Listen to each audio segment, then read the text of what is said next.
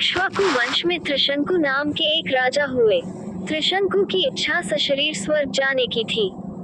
अपनी वार्ता जारी रखते हुए मिथिला के राजपुरोहित शतानंद जी ने कहा, इस बीच इक्ष्वाकु वंश में त्रिशंकु नाम के एक राजा हुए। त्रिशंकु की इच्छा सशरीर स्वर्ग जाने की थी, अतः इसके लिए उन्होंने वशिष्ठ जी से यज्ञ करने के लिए कहा। वशिष्ठ जी ने बताया कि मुझ में इतनी सामर्थ्य नहीं है कि मैं किसी व्यक्ति को शरीर सहित स्वर्ग भेज सकूं। वशिष्ठ जी के असमर्थता प्रकट करने पर त्रिशंकु ने यही प्रार्थना वशिष्ठ जी के पुत्रों से भी की, जो दक्षिण प्रांत में घोर तपस्या कर रहे थे।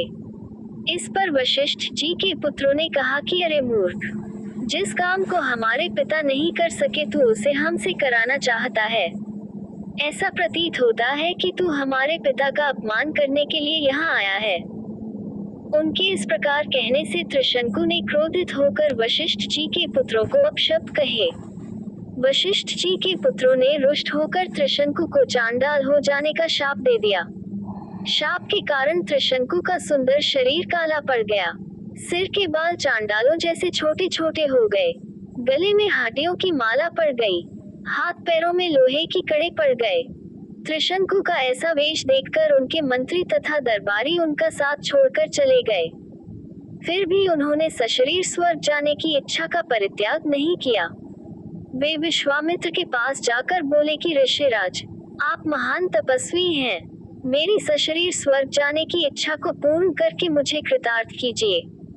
विश्वामित्र ने कहा कि राजन, तुम मेरी शरण में आए हो, मैं तुम्हारी इच्छा अवश्य पूर्ण करूंगा। इतना कहकर विश्वामित्र ने अपने उन चारों पुत्रों को बुलाया जो दक्षिण प्रांत में अपनी पत्नी के साथ तपस्या करते हुए उन्हें प्राप्त हुए थे, और उनसे यज्ञ की सामग्री एकत्रित करने के लिए कहा। उन्होंने अपने शिष्यों के द्वारा वशिष्ठ के पुत्रों सहित वन में रहने वाले सब ऋषि मुनियों को यज्ञ में सम्मिलित होने के लिए निमंत्रण भी भिजवा दिया। शिष्यों ने लौटकर बताया कि सब ऋषि मुनियों ने निमंत्रण स्वीकार कर लिया है, किंतु वशिष्ठ जी के पुत्रों ने ये कहकर निमंत्रण अस्वीकार कर दिया कि जिस यज्ञ में यजमान चांडाल और पुरोहित क्षत्रिय हो, उस यज्ञ का भाग हम स्वीकार नहीं कर सकते। ये सुनकर विश्वामित्र जी ने क्रुद्ध होकर कहा कि उन्होंने अकारण ही मेरा अपमान किया है। मैं उन्हें शाप देता हूँ कि उन सब का नाश हो। आज ही वे सब कालपाश में बंध कर यमलोक को जाएं और 700 वर्षों तक चांडाल योनि में विचरण करें। उन्हें खाने के लिए केवल कुत्ते का मांस मिले और सदैव कुरूप बने रहें। इस प्रकार शाप देकर वे यज्ञ की तैयारी में लग गए।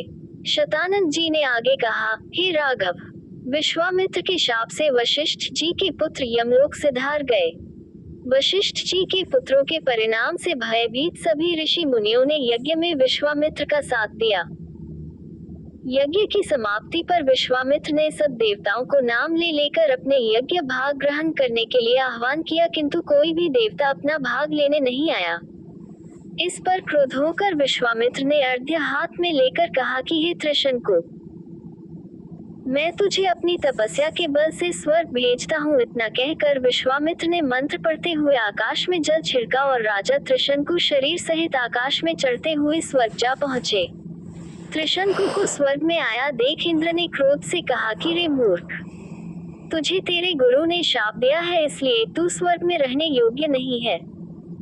इंद्र के ऐसा कहते ही त्रिशंकु सिर के बल पृथ्वी पर गिरने लगे और विश्वामित्र से अपनी रक्षा की प्रार्थना करने लगे।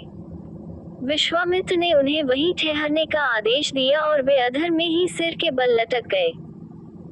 त्रिशंकु की पीड़ा की कल्पना करके विश्वामित्र ने उसी स्थान पर अपनी तपस्या के बल से स्वर्ग की सृष्टि कर दी और नए तारे तथा दक्षिण दिशा में सप्तर्षि मंडल बना दिया। इसके बाद उन्होंने नए इंद्र की सृष्टि करने का विचार किया, जिससे इंद्र सहित सभी देवता भयभीत होकर विश्वामित्र से अनुनय विनय करने लगे। वे बोले कि हमने त्रिशंकु को केवल इसलिए लौटा दिया था कि वे गुरु के शाप के कारण स्वर्ग में नहीं रह सकते थे।